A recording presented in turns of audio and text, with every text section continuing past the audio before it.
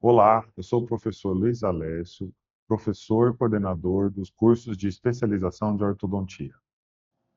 Hoje vamos falar sobre MARP, expansão rápida da maxila apoiada em mini implantes. Essa é a tradução da palavra MARP, mini implant, appliance, Rapid Palatal Expander. Sobre esses expansores que vamos falar hoje. Primeiro, antes de falar dos expansores, eu quero fazer algumas definições sobre mordida cruzada. Vamos classificar a mordida cruzada em mordida cruzada dentária, onde temos a base óssea normal, quer dizer, a maxila está com a sua forma normal, e temos um ou dois dentes em mordida cruzada.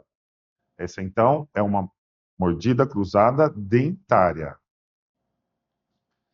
A mordida cruzada esquelética apresenta a base óssea trésica. A maxila está contraída. A forma do arco está trésica. Essa classificação vai ajudar na definição do plano de tratamento. Veja que eu tenho uma foto onde eu tenho uma maloclusão dentária, onde a maxila está normal e os dentes estão paralingual. Para essa maloclusão, uma mecânica de vestibularização de incisivo, uma mecânica de expansão dentoalveolar está indicada. No outro exemplo, eu tenho a maxila atrésica e os dentes em posição normal. Nesse caso, o tratamento deve ser uma expansão óssea, uma expansão com abertura da sutura palatina mediana, uma expansão esquelética. Então, a classificação ajuda a definir a severidade da mordida cruzada e qual vai ser a escolha do nosso tratamento. Há uma outra mordida cruzada, a mordida cruzada funcional. Essa é causada por uma interferência oclusal. Mais comum em crianças, essa deve ser realizada uma manobra de manipulação da mandíbula em relação cêntrica. E o que nós vamos ver quando manipulamos a mandíbula em relação cêntrica? Nós vamos ver um desvio da mandíbula da relação cêntrica para a máxima intercuspidação. Então, na foto aqui do lado direito, nós temos o paciente mordendo em máxima intercuspidação. A linha média está desviada e eu tenho uma mordida cruzada unilateral. Quando eu manipulo o paciente em relação cêntrica, a mordida cruzada ela se apresenta topo a topo, bilateral, vis-a-vis aqui. E a linha média está coincidente. Porém, o paciente não consegue sustentar essa posição, ele vai sempre buscar uma posição mais confortável. Esse tipo de mordida cruzada, ele é causado aqui por uma interferência, normalmente na região de caninos e primeiros molares descidos. Às vezes, um simples desgaste, um simples ajuste oclusal já vai tirar essa interferência e manter a mandíbula em posição correta. Então, aqui nós classificamos em mordida cruzada dentária, mordida cruzada esquelética e mordida cruzada funcional. Essa classificação é que vai nos guiar daqui adiante para obter o melhor plano de tratamento. Uma dúvida que sempre os alunos me questionam é se eu posso expandir em pacientes com uma idade mais avançada. Se eu posso ter um efeito esquelético em uma idade mais avançada. Uma outra ferramenta que a gente vai ajudar a escolher o melhor plano de tratamento é medir essa distância intermolares. Então, aqui, com uma régua, com um compasso de ponta seca, nós vamos medir aqui da cervical do molar, na face palatina, até a cervical do molar do lado oposto. Essa distância tem como valor normal de 36 a 39 milímetros.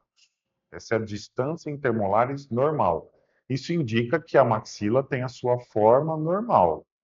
Se houver nessa situação clínica aqui uma alteração da inclinação dos dentes, dos molares, paralingual, estamos diante de uma mordida cruzada dentária, portanto, uma expansão dentária, uma expansão dentoalveolar, uma vestibularização dos dentes. Quando eu medir essa distância e os valores estiverem menores que 31 milímetros, essa situação clínica vai exigir uma expansão esquelética, mesmo que seja um paciente adulto. Mesmo que seja um paciente adulto. Então, se for um paciente adulto, eu vou precisar de uma expansão cirúrgica, porque não vai ser mais possível abrir a sutura palatina mediana. Mais adiante, eu vou fazer alguns comentários sobre a expansão para abrir a sutura. E se eu tiver um paciente adulto com distâncias entre 31 e 36 milímetros, com mordida cruzada, essa distância aceita, então, uma expansão dentoalveolar.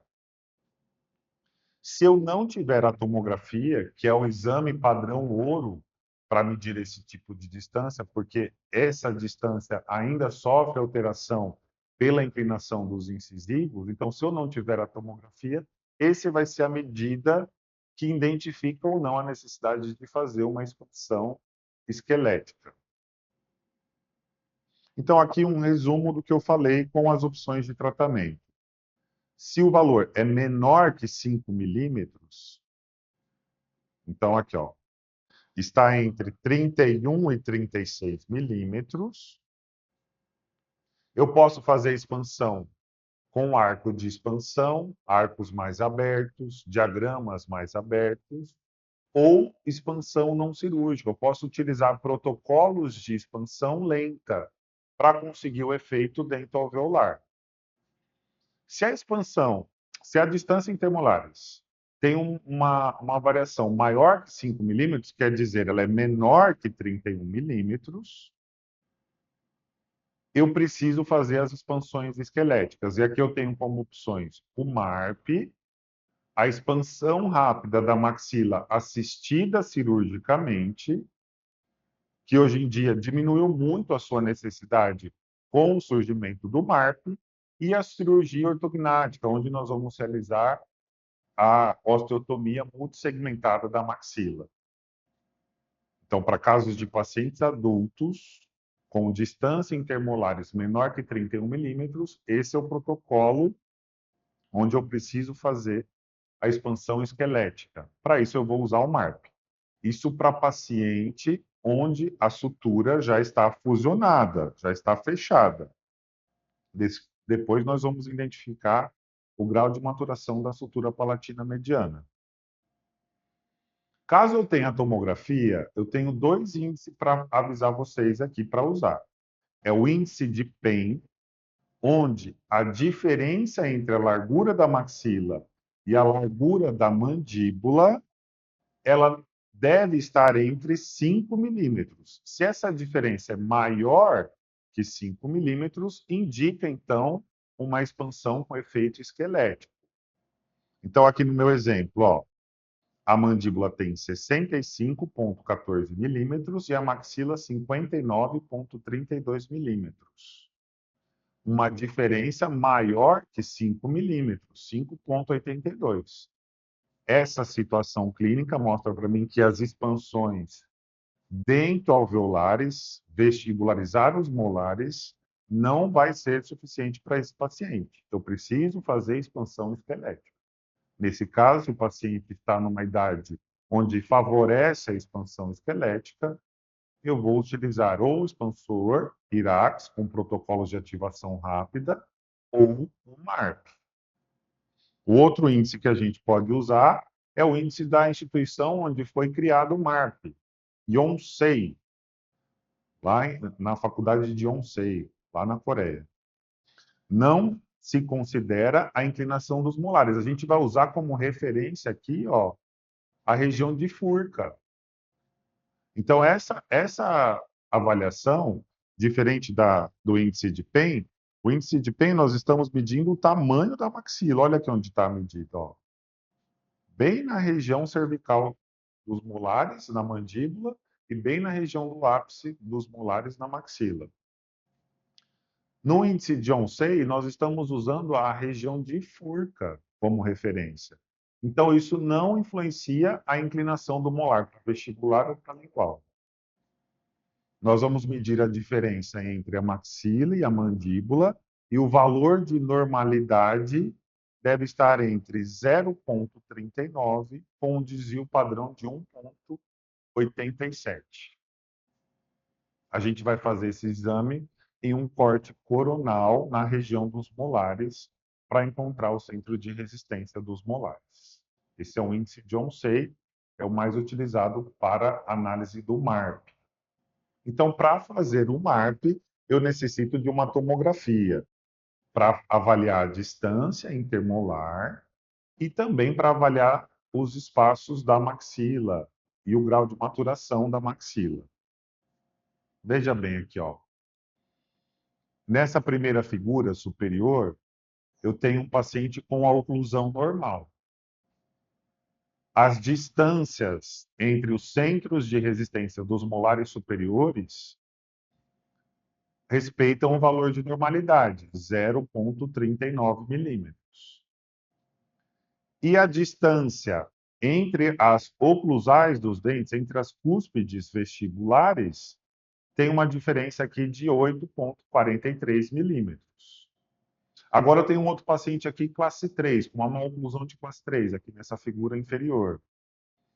Veja que a maxila está mais atrésica. Então, quando eu faço a medição pela região de Furca, eu tenho uma diferença de menos 3 milímetros, 0,17 para a maxila.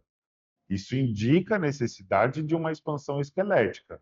Se eu usar como referência a cúspide do molar, como o molar apresenta uma inclinação com compensação dentária, já está vestibularizado, eu não encontro uma diferença muito grande. Mira que o valor é muito parecido com o valor de normalidade.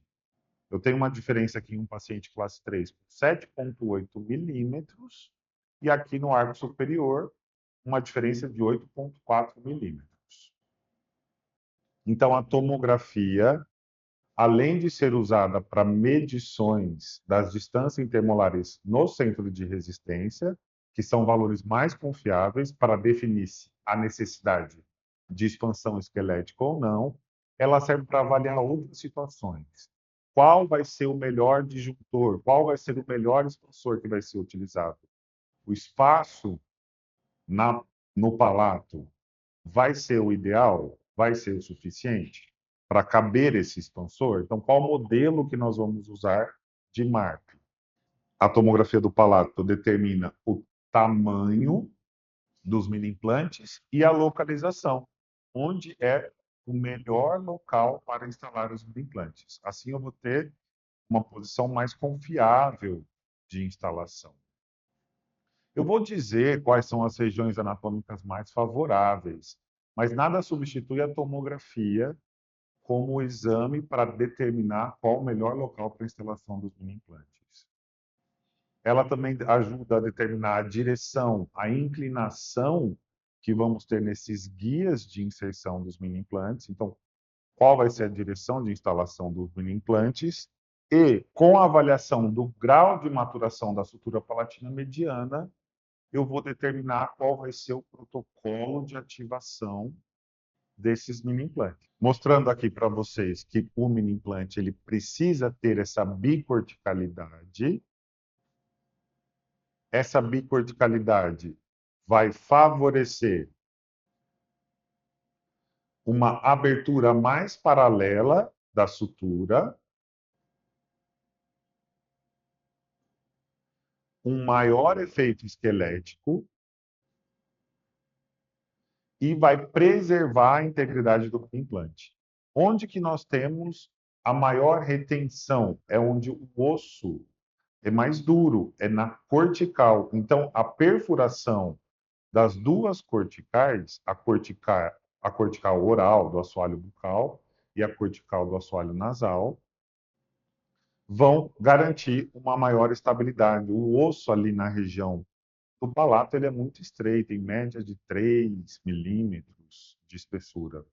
Eu preciso da bicorticalidade para a instalação dos mini implantes.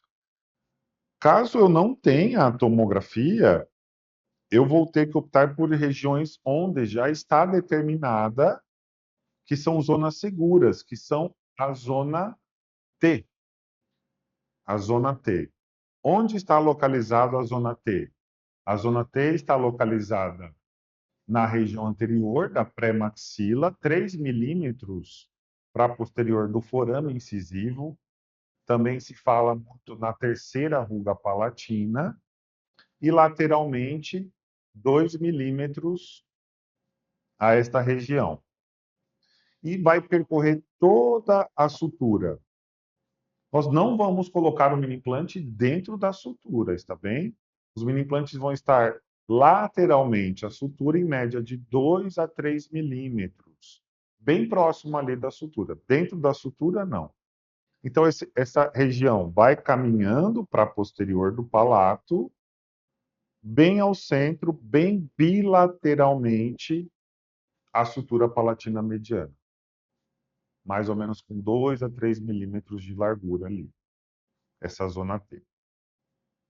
Então, a densidade óssea, ela aumenta da região anterior para a região posterior. Então, a região anterior é uma das melhores regiões para se instalar mini implantes. Nessa região, os mini implantes podem apresentar uma angulação para anterior, em direção à espinha nasal anterior, e os mini implantes mais para posterior têm uma instalação mais perpendicular ao palato. Nós não vamos mudar a direção de instalação dos mini implantes durante a instalação, tá bem? A espessura óssea aumenta na região anterior, com mais redução para a região posterior. Então, nós temos expansores com 2 mini implantes na região anterior com boa estabilidade, porque essa é a região onde tem o osso com maior espessura e maior densidade óssea. E a mucosa na região anterior também é maior. Então, esses mini implantes para a região anterior necessitam ser maiores, com um perfil transmucoso maior, de 4 milímetros. Uma vez iniciada a instalação, deve ser mantida até o final, sem mudar a direção. E essa instalação ela vai tá em média aí de 30 rotações por minuto. É uma instalação manual que nós vamos fazer. Já vou mostrar as chaves. Então, aqui eu tenho 2 métodos para trabalhar com o MARP. Eu posso fazer primeiro os mini implantes e depois fazer uma moldagem de transferência desses mini implantes para a construção do expansor. Então, esse é um método indireto. Os mini implantes antes, os mini implantes primeiros, e depois eu vou adaptar o expansor.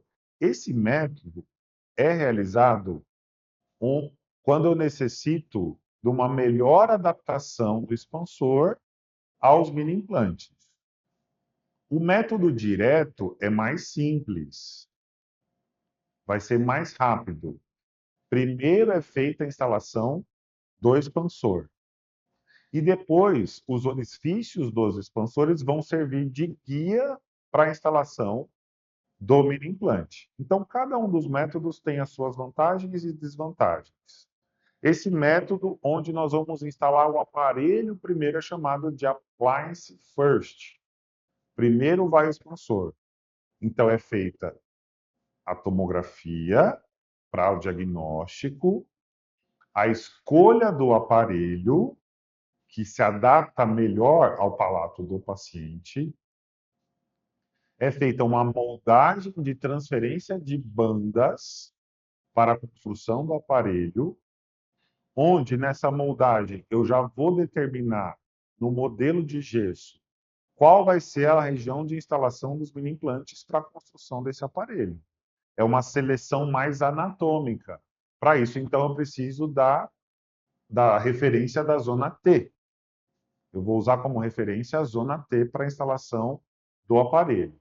O aparelho vem do laboratório, é feita a cimentação desse aparelho e os guias de instalação já estão definidos. Então, eu vou instalar os mini implantes seguindo os orifícios do marco. Instalação dos mini implantes é feita, logo em seguida fazemos a ativação. O outro protocolo, que é primeiro os mini implantes, esse é mais previsível e tem uma adaptação melhor. Eu vou selecionar o local de instalação dos mini implantes pela tomografia. Eu vou conseguir avaliar a espessura do osso no palato, a maturação da sutura palatina mediana, a posição da sutura e avaliar o padrão do paciente vertical e a idade. Isso para ajudar a determinar qual o protocolo de ativação. Vai ser feito o planejamento dos melhores locais de instalação dos mini implantes e podendo até ser feito um guia para a instalação desses mini implantes. Os mini implantes são instalados e é feita uma nova moldagem de transferência de mini implantes ou o escaneamento novamente para construção do aparelho. O aparelho é instalado depois, a cimentação do aparelho é feita a ativação, que pode ser, em média, aí, 2 vezes ao dia, 0,25 milímetros por ativação, vai ser 0,5 milímetros por dia, até abrir o diastema. Abrindo o diastema, podemos manter a ativação 1 vez ao dia. Depois de aberta a sutura, a contenção de 3 a 6 meses. As vantagens de cada um desses dois sistemas, do sistema direto e do sistema indireto. No sistema onde nós instalamos o aparelho, primeiro, a posição do TAD, que é o mini implante, depende de como foi feito esse aparelho, da importância de marcar no modelo onde eu quero os mini implantes. Essa instalação, primeiro, do aparelho, pode ser que não coincida com a região de melhor qualidade óssea para a instalação dos implantes. A região posterior tem menos espessura óssea e a conexão não é totalmente rígida, é uma adaptação entre o mini implante e o aparelho não é perfeita. Então, esses casos aqui são mais utilizados para a expansão em pacientes com 20 anos, em expansores híbridos, em expansores Hirax modificados. Esse sistema é mais usado para esses tipos de aparelho. Quando eu vou instalar o mini implante primeiro, eu tenho uma maior liberdade de escolha de qual região eu vou instalar o mini implante, avaliado na tomografia. E assim eu vou instalar na região onde eu tenho uma cortical mais espessa. A conexão entre o mini implante e o aparelho é mais rígida, mais estável. Então, esse tipo de instalação é mais usado para os MARPs para a classe 3, onde eu quero a expansão e a protração da maxila. A tomografia também vai ajudar a determinar o grau de maturação da sutura palatina mediana. Aqui temos o estudo da professora Angelieri, onde é classificado o grau de maturação em estágios, que vai do estágio A até o estágio E. O estágio a sutura ainda está aberta e a expansão é bem favorável. E o estágio E, a sutura já está fechada. No estágio E, já não é possível abrir a sutura e teremos que fazer a expansão cirúrgica. Então, qual é a diferença? Ó, eu gostaria que você prestasse atenção bem no forame. Nós vemos que no estágio A tem uma linha reta, bem uniforme, com algumas pequenas interdigitações. No estágio B, essas interdigitações começam a aumentar. Então, você vê um zigue-zague ali da sutura sendo apresentado. Já no estágio C, começou o fusionamento da sutura. Então, qual é a ordem de fusionamento da sutura? Primeiro na região anterior, pré-forame, no estágio C. Depois, na região posterior, onde você vê ali no estágio D, que já fechou a sutura. E, por último, no estágio E, ocorre a fusão da sutura ao centro. Então, aqui, resumindo, qual vai ser o protocolo de ativação? Que resultados eu vou ter dependendo do estágio de maturação? Então, no estágio A, eu tenho pouca resistência à expansão. A maioria dos efeitos são esqueléticos. Para esse paciente, a expansão com Hirax, utilizando o protocolo de expansão rápida, é facilmente obtido. O estágio B também, pouca resistência à expansão, com maiores efeitos esqueléticos. Mesmo já com algumas interdigitações, a expansão rápida consegue quebrar essas interdigitações e abrir a sutura. Já no estágio C, eu vou precisar do MARP, porque já ocorreu a fusão da sutura na pré-maxila. Então, existem partes ósseas ao longo da sutura que promovem uma resistência maior às forças ortopédicas convencionais. Então, o estágio C que está indicado o MARP, onde eu vou ter os mini implantes no palato e uma abertura mais uniforme da sutura. O estágio D já é mais difícil conseguir expandir com MARP. O que nós vamos fazer no estágio D? Nós vamos fazer algumas perfurações ao longo da sutura. Umas corticoperfurações. Essas perfurações podem ajudar a ter uma expansão com efeito mais ortopédico. Então, estágio C, D, já é mais duvidoso a expansão com MARP. E o estágio E está totalmente fechada a sutura, a resistência a forças ortopédicas, e só vai ser possível expandir com a cirurgia ortognática, hoje a multissegmentada. Então, para avaliar o grau de maturação da sutura na tomografia, nós vamos ter os 3 cortes: axial na primeira figura, sagital na segunda figura e coronal na terceira figura. Para encontrar a sutura, nós temos 2 linhas, uma vertical e uma horizontal. A linha vertical vai estar posicionada no plano sagital mediano, nos cortes coronal e axial, na primeira e na última figura. E a linha horizontal vai estar no plano palatino, na espinha nasal anterior, na espinha nasal posterior, no corte sagital, esse corte central. Com este posicionamento da tomografia, na primeira imagem, que é o corte axial, que nós vamos conseguir ser feitas as avaliações da sutura. E aqui está novamente, ó, o estágio A. Na tomografia, você vai ver exatamente uma linha uniforme de alta densidade, quer dizer, não tem ainda o fusionamento da sutura.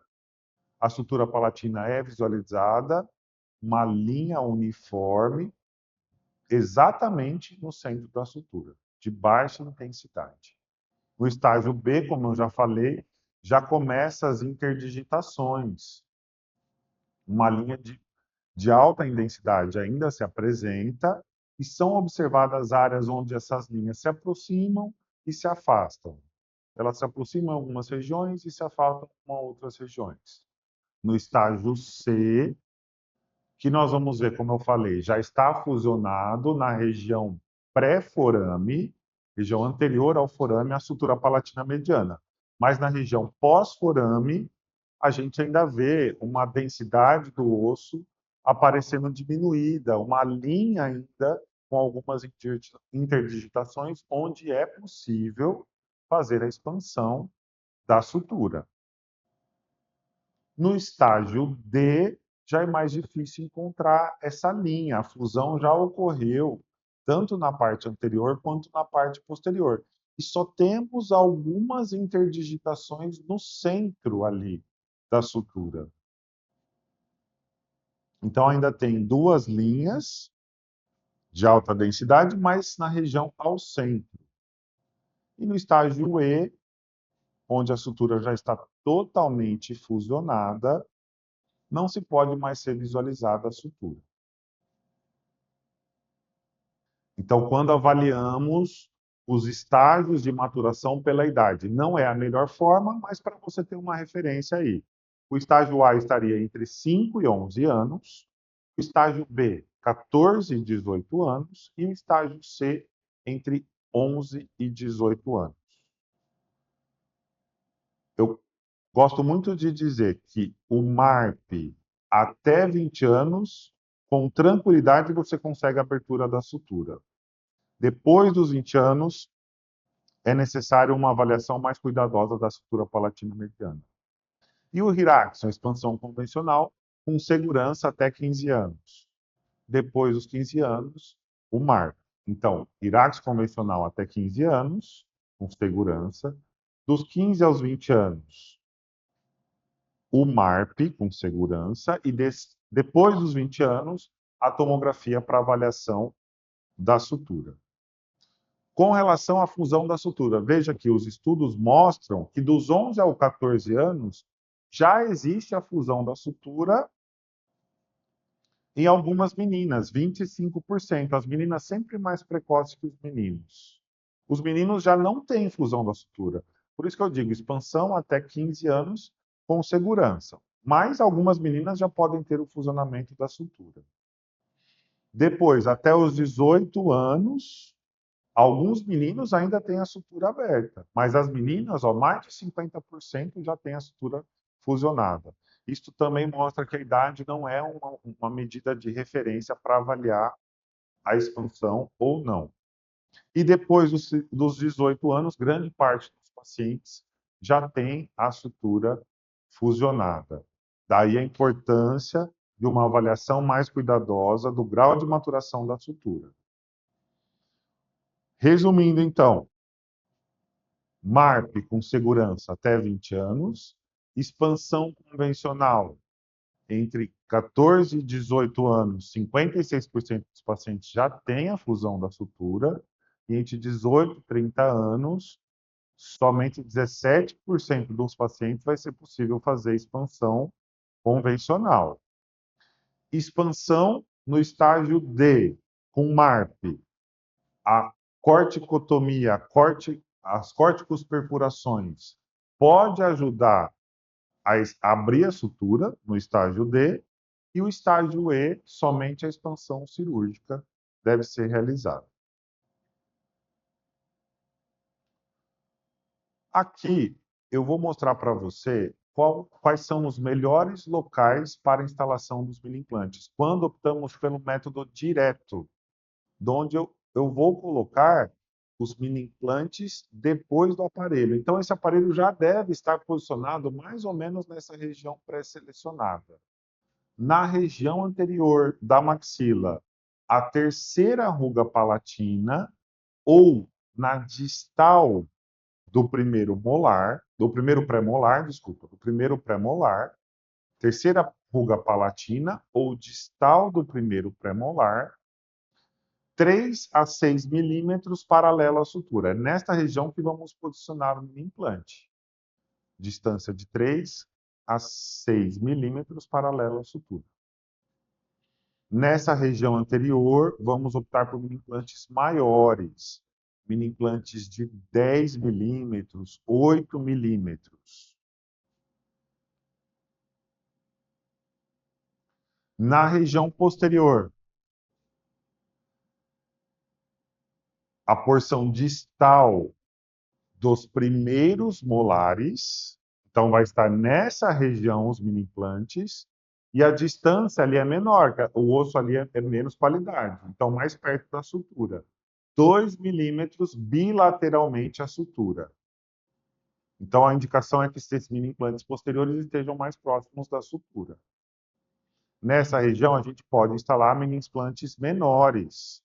Então, na região posterior, mini implante de 7 milímetros, 8 milímetros, até 10 milímetros na região posterior. e na região anterior, mini implantes de tamanho maiores. Então, isso ajuda você a selecionar os locais de instalação para a cimentação do aparelho. E depois esse aparelho vai servir de guias para a instalação dos mini implantes.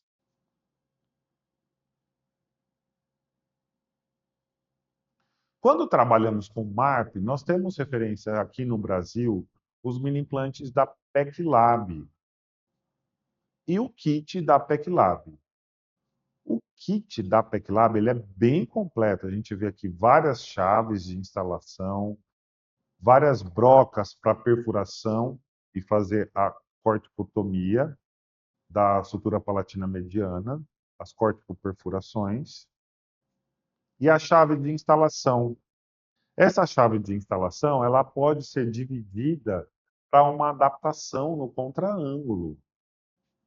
Então, no palato, eu necessito desse contraângulo para ter acesso ao palato. Com a chave convencional de instalação de mini implantes, eu não tenho esse acesso ao palato. Lembra que eu preciso instalar o mini implante perpendicular à sutura. Então, com a chave convencional, eu não tenho acesso ao palato. Eu necessito do contraângulo. E a chave do mini implante vai na cabeça do contraângulo. Então, é feita uma rotação manual, ali na região posterior. Essa rotação manual se adapta perfeitamente ao contraângulo. E no contraângulo, nós temos aí a chave do mini implante. Os mini implantes da PECLab, eles apresentam algumas características. Ele tem um corpo autoperfurante, então não necessita de perfuração com motor, apenas uma perfuração da cortical inicial com a ponta de lança ou com as brocas de perfuração. Ele tem uma rosca dupla e todo o restante do corpo possui rosca de corte e a cabeça tipo fêmea. Diferente dos mini implantes que nós estamos acostumados, os mini implantes que têm essa cabeça para fora do mini implante, onde vamos inserir elásticos, ligaduras metálicas, o mini implante para MARP ele tem a cabeça para dentro. Então a chave do mini implante ele entra dentro do mini implante. É o cabeça tipo fêmea que nós falamos. Isso vai trazer mais conforto para o paciente, porque o mini implante não fica para fora do MARP. Esse mini implante é produzido com titânio e tem essas diferentes espessuras. Ó, como eu já falei, para a região posterior, mini implantes de tamanhos menores. E para 9, 11 milímetros. E para a região anterior, mini implantes de tamanhos maiores, 13, 15 milímetros, onde a gente tem mais qualidade óssea. E aqui são os modelos de MARP da PECLab, né? Vamos escolher o modelo dependendo do tamanho do palato que vai receber esse expansor. Então, no estágio D, nós vamos fazer as corticoperfurações, uma corticopuntura. Em média, aí, 8 perfurações com uma distância entre elas de 3 milímetros. Numa primeira etapa, uma perfuração com uma ponta de lança e depois pode ser usado o próprio mini implante com perfurações aí de 2 milímetros de profundidade. Não quero perfurações maiores do que a espessura da cortical, está bem? Podem ser feitos com o próprio mini implante, essas corticoperfurações, ou pode ser feito com as brocas que já vem no kit da PECLab. Aqui a gente tem as brocas de 1,5 milímetros e as brocas para corticoperfuração. Vamos ver um caso aqui, ó. Um paciente com mordida cruzada unilateral, direita, classe 1. Esses casos onde eu tenho ausência de dentes posteriores são excelentes para MARP. E o que você vê aqui? A maxila bem atrésica. A distância intermolares aí, com certeza, é menor que 31 milímetros. Isto mostra a necessidade de uma expansão esquelética para a abertura da sutura palatina mediana. A panorâmica do paciente. Aqui o MARP instalado. Então, Antes da instalação do MARP, eu vou fazer as corticoperfurações. Estão vendo ali as corticoperfurações? Ó? Para que vai servir essas corticoperfurações? Então, se eu estou no estágio D, a abertura da sutura vai ser mais fácil. A abertura da sutura vai ser mais paralela. O MARP instalado com as corticoperfurações. Veja aqui o contraângulo com a broca para perfuração posicionada. A força toda está no meu dedo, empurrando a broca em direção ao palato, numa direção perpendicular. E a rotação do motor adaptado no contraângulo manual. Esse é o posicionamento correto para a instalação do mini implante para fazer as corticoperfurações. O protocolo de ativação, uma de manhã, uma à noite, até a abertura da sutura. Depois que abriu a sutura, uma ativação por dia. Então, aqui abriu a sutura, ó, começa a fazer uma ativação por dia até que seja obtida a correção da mordida cruzada. Há outros protocolos de ativação, vai depender do grau de maturação da sutura. Corrigida a mordida cruzada, mantemos o aparelho em posição como contenção de 3 a 6 meses.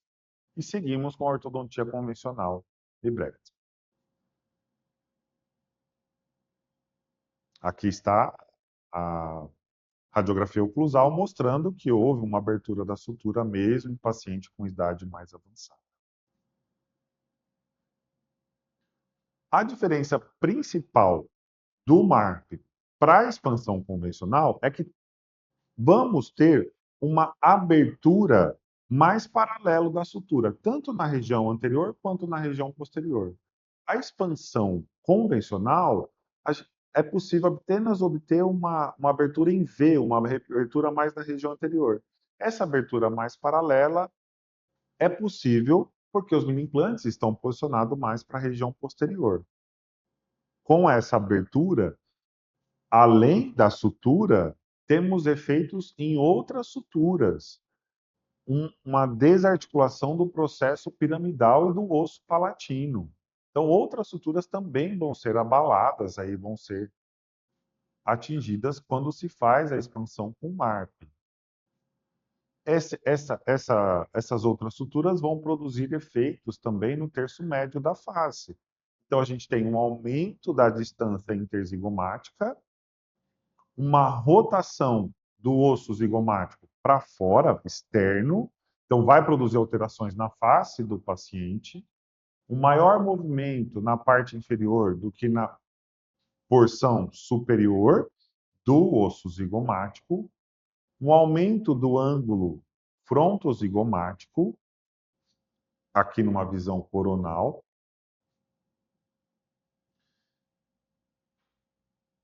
e para cada milímetro de aumento na distância interzigomática inferior, observa-se uma rotação de 0,6 milímetros do complexo zigomático. Então, vai ter alterações na face do paciente. Dento alveolar, quais os efeitos que nós temos? As distâncias alveolares são aumentadas, então ainda tem-se um pouco de efeito dento alveolar, porém com maior efeito esquelético. Há uma inclinação dos molares para vestibular, porque o MARP ele ainda é adaptado em bandas. Existem MARP que não é feito em bandas, é direto em mini implantes e necessita mais estudos para avaliar os seus efeitos. Após a expansão, há uma tendência dos molares verticalizarem no osso que se remodelou, e quanto maior a quantidade de osso vestibular, menos recessão, menos perda óssea desse osso vai ser produzida. Aqui uma tomografia antes e depois da expansão, um aumento aqui da distância intermolares grande, e veja que há uma vestibularização ainda dos molares, porém com efeitos esqueléticos. E aqui uma tomografia para mostrar que numa expansão convencional, nós temos uma abertura mais anterior, uma abertura em V. E aqui na figura central, uma abertura mais paralelo. E quando esses mini implantes estão posicionados mais para posterior, há uma abertura até com um V reverso, uma abertura mais na região posterior. Essas seriam as principais diferenças da expansão convencional com MARP. E com MARP, eu tenho uma abertura da sutura mais paralela, e com a expansão convencional, uma abertura mais em V. Com MARP, eu tenho menos inclinação dentária, menos efeito dentoalveolar, e com a expansão com Hirax, mais efeito dentoalveolar. Com MARP, expansão com segurança até 20 anos, e com expansão convencional, expansão com segurança até 15 anos. Isso é um resumo do que eu quis passar para vocês hoje. Agradeço a participação de vocês até aqui, por terem acompanhado essa aula de MARP, e sugiro vocês acompanharem as próximas aulas de MARP, onde eu vou explicar os conteúdos com mais detalhe. Até logo!